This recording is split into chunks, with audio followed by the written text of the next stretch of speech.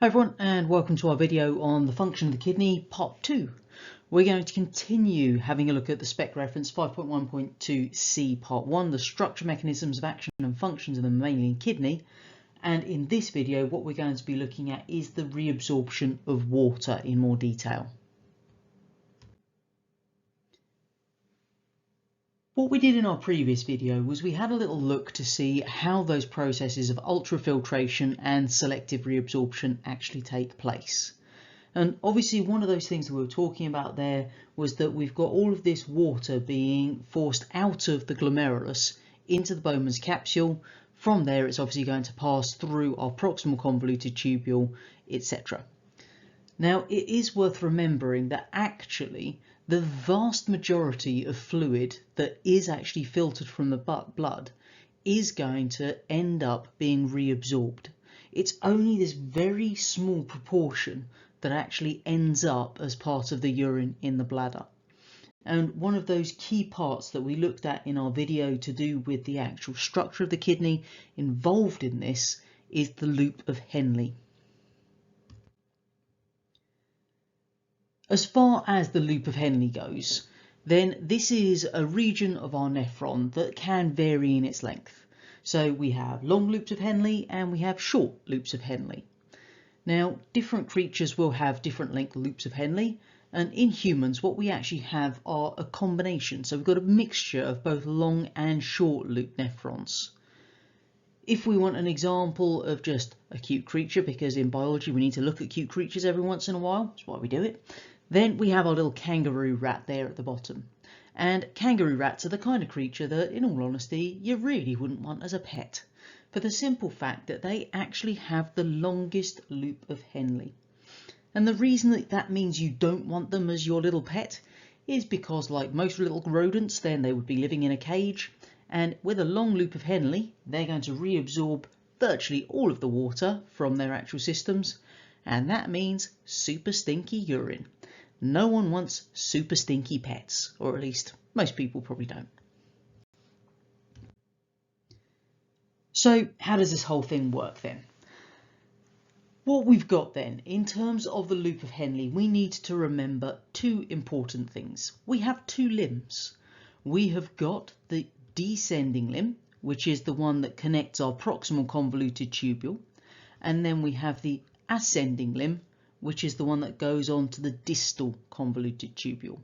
So we do have those two sides to the loop of Henle. Make sure we remember their names first of all. Now, the descending limb, as the name suggests, is actually going to be the bit that descends down into the medulla, and then the ascending limb is the one that's going to return back out into the cortex. Because we've got this hairpin, this real U shape to it, then what that means is we can actually transfer those mineral ions between the limbs. If we now delve a little bit deeper into how this is all going to tie together to allow us to control the amount of water we're reabsorbing. As that filtrate moves down the descending limb, so from our proximal convoluted tubule, it then enters the descending limb. The key fact to remember first of all is the descending limb is permeable to water. Now, because it's permeable to water, what that means is that we're actually going to see water being able to move into those surrounding tissues by that process of osmosis. So what we're going to see initially is that in that descending limb, water diffuses out of the descending limb because it's permeable into the surrounding tissue through osmosis. And whenever we are talking about processes by which things are moving, let's try to use the correct terminology. So because we're talking about movement of water, we need to be saying that that is happening by osmosis. Don't just say water diffuses to the surrounding tissue, because obviously it is osmosis. It's a specific process that is taking place. So use that term. We are also going to see sodium and chloride ions that diffuse into the filtrate. So what we actually have here is an increasing concentration of filtrate the further down that loop it goes. So if we've got our little loop of Henle here, then what's going to happen as we go down our descending limb, so we're moving down this way, then water is going to be moving out. So we've got our little water moving out by osmosis, and we've got sodium and chloride ions moving in. So we've got those two processes happening, and the end result is the further down the descending limb we go, the more concentrated the filtrate within it becomes. If we now jump across to the other side of the loop of Henle and talk about the ascending limb, then first fact, the ascending limb is impermeable to water. So impermeable just means obviously that water cannot cross it. It is, however, permeable to ions. So what this means is that from the ascending limb, those ions are going to diffuse out into the tissue fluid, but water can't move, remember, because it is impermeable. Therefore, as that filtrate moves up the ascending limb, it's going to become less concentrated because the ions are moving out. When we get to the actual top of the limb, and when you look at any of these little diagrams, what you're going to see is that you've got a little variation in the diagram. Generally, it's got a little kind of wider bit at the top, and then we've got this narrow part at the bottom. So where we get to this wider region at the top of the ascending limb, this is where we're going to have active transport taking place. So what happens as the filtrate reaches the top of the ascending limb, then we are going to see ions being pumped out of the filtrate by active transport, and as a result of this, we're going to create a low water potential in that tissue fluid of the medulla. And remember, the medulla is that inner region of the kidney there. Now, just to remind ourselves of what the structure inside the kidney actually is, what we've got first of all on this left hand side is a little zoomed in section of one of our little nephrons. So what we actually have on this side is going to be obviously our proximal convoluted tubule. Here is the loop of Henle, and then we've got our distal convoluted tubule on this side. And then finally, there's our collecting duct. Do notice how we've got a network of capillaries called the vasa recta, which is very closely associated with the loop of Henle itself. So what we're actually going to be seeing inside then is this little section. So as we said, when we're actually going to be moving down the descending limb, then what we're going to see happening is water is going to be moving out by osmosis, and that's our little blue arrows that we can see there. Now, it's not just moving out and just lurking around. Because we've got those capillaries closely associated, it can move back into the blood at that point. And then if we have a look at the ascending limb, we can see our sodium ions and our chloride ions, and obviously they are moving out of the ascending limb. So what we can see here is that we've actually set up a little exchange system. It's called a counter-current exchange system. The third diagram we've got over here is just giving us a little bit of a reference using osmotic gradients. So we've got numbers associated with it this time. So we start off on the left hand side with our proximal convoluted tubule, and you can see at the entry point then we've got that osmotic gradient of around 300 milliosmoles. Now as we move further down the descending limb, as we said, water moves out by osmosis, and as a result of that what we see is we get more concentrated within the actual loop of Henle itself. Now look at what happens to the osmotic gradient as we go down.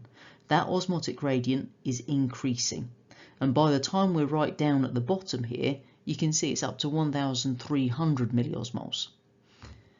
As we go up the ascending limb, remember what's happening is we are losing salt at this point, and this is all tying into how the water is going to be controlled. So what we've actually set up is something we refer to as a hairpin countercurrent multiplier system. So it's a hairpin because the loop of Henle has that very tight curve on it, so that's the hairpin part. Countercurrent because it's going down on one side, up on the other, so opposite directions, hence countercurrent. And multiplier system because basically what happens is due to the movement of the water and the movement of those sodium and chloride ions, what we see happening is we're actually increasing that concentration as we go further down. And you can see in the diagram over here, starting off with 300 at the top, and by the time we're down at the bottom, 1,200. So what we actually find is that through this little hairpin countercurrent multiplier system, what we're doing is we're setting it up so that the capillaries, which are closely associated through that vasa recta, and the collecting ducts are all running parallel to the loop of Henle. And what we're going to see is that setup in the structure of our kidney then allows us to have this very efficient transfer of mineral ions from the ascending to the descending limb, and therefore allows us to reabsorb the relevant amount of water. From the loop of Henle, then that filtrate enters the distal convoluted tubule, or DCT. And in this DCT, what we find is active transport is then going to be used just to make sure those mineral ion concentrations are where they should be. And that means that we're just altering those final mineral ion concentrations before the filtrate then enters the collecting duct. So what we actually find here then is that we've actually got a lot of water present here, and so we've got this high water potential. As we then move down that collecting duct and it descends into the medulla once more, then water is going to be moving out of the collecting duct by osmosis into the surrounding tissues. And remember, we've got that vasa recta, the capillaries very closely associated here, and therefore that water will enter the capillaries by osmosis to be then reabsorbed by the blood. As far as the amount of water that's going to be reabsorbed, this is something that our body is capable of altering depending on obviously what the body's requirements are. And the way that we do this is by varying the permeability of the walls of the collecting duct. And we're going to look at that in more detail in our next video. So let's just summarise some of these changes that we've talked about at the different parts of our nephron. That first part of the nephron we're looking at is obviously the proximal convoluted tubule. And at that point what we see is all of the glucose is going to be reabsorbed. As we then enter the loop of Henle, we can talk about our sodium ions. So as we're then moving down that descending limb of the loop of Henle, we see an increase in the concentration of sodium ions as they diffuse in. When we move up the ascending limb, what we see is a decrease in sodium ion concentration because they're obviously being pumped out through that active transport process. In terms of urea, which is another one of those substances that entered the Bowman's capsule as part of our filtrate, then this is going to increase in concentration as the amount of water is changed. So obviously as water moves out of the loop of Henle, what we see is the urea concentration will increase because there's just less water there. And what we then find is that that is going to then enter obviously the bladder eventually. Potassium ion concentration is the other one to mention here, and we see that one rising as water is removed. Just logical there, if we've got less fluid then the concentration increases, and then we find that they are going to be actively pumped in for removal again through the urine. As always, I hope you found this video useful, and of course don't forget to subscribe to the channel so you can see when the next video is uploaded. There's also more resources over on the website to help you in your A-level biology studies.